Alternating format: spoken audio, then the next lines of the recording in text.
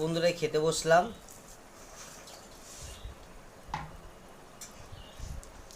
আজকে ভাত খাচ্ছি মোচার ঘন্ট দিয়ে।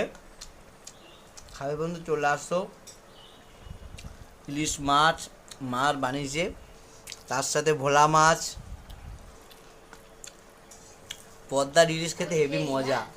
ঠিক আছে, খাবে তো বন্ধু চলে আসো।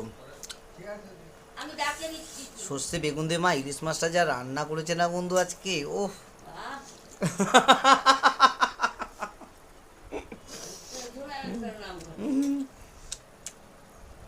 ভোলা মাছের ঝালটা আমার ভালো হয়েছে জানো, হেভি হয়েছে।